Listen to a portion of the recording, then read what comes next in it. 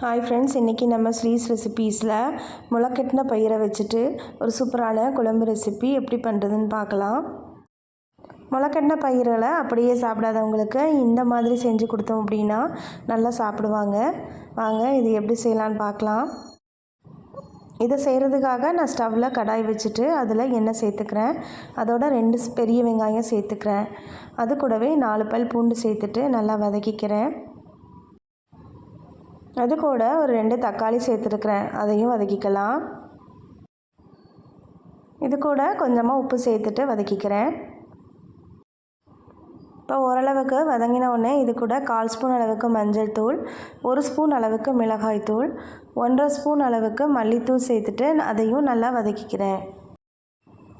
இது நல்லா பச்சை வாசனை போகணும், அந்த அளவுக்கு வதக்கிக்கோங்க. தேவைப்பட்டால் மசாலா கருகாமல் இருக்கிறதுக்காக இது கூட எண்ணெய் கூட சேர்த்துக்கலாம். இப்போ நல்லா வதக்கியாச்சு. இதை நம்ம ஆற விட்டுறலாம்.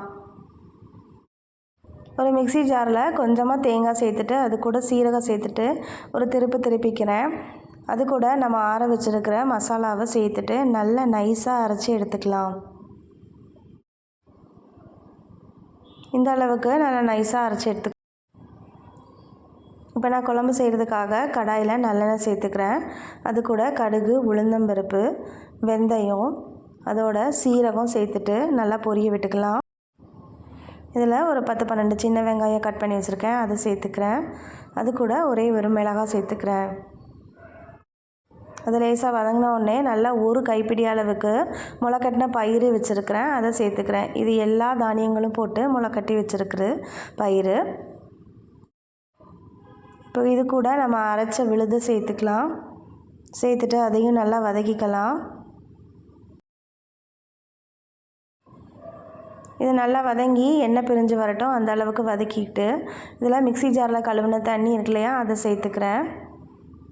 இப்போ அது கூட நான் ஒரு எலுமிச்சம்பழம் அளவு புளியை ஊற வச்சுருந்தேன், அதை கரைச்சி அந்த புளி தண்ணியும் சேர்த்துக்கிறேன். இப்போ குழம்புக்கு தேவையான அளவு உப்பு சேர்த்துக்கிறேன். சேர்த்துட்டு குழம்பு நல்லா கொதிக்கட்டும். இப்போ பார்த்திங்கன்னா குழம்பு நல்லா கொதித்து வற்றிட்டு இப்போ இந்த சமயத்தில் நம்ம கொத்தமல்லி, கருவேப்பிலை சேர்த்துட்டு இறக்கிடலாம். ஓரளவுக்கு கொழுப்பு கொடுத்துருச்சு. இப்போ நம்ம இறக்கிடலாம். சுவையான முளைக்கட்டின பயிறு குழம்பு ரெடி ஆகிட்டு.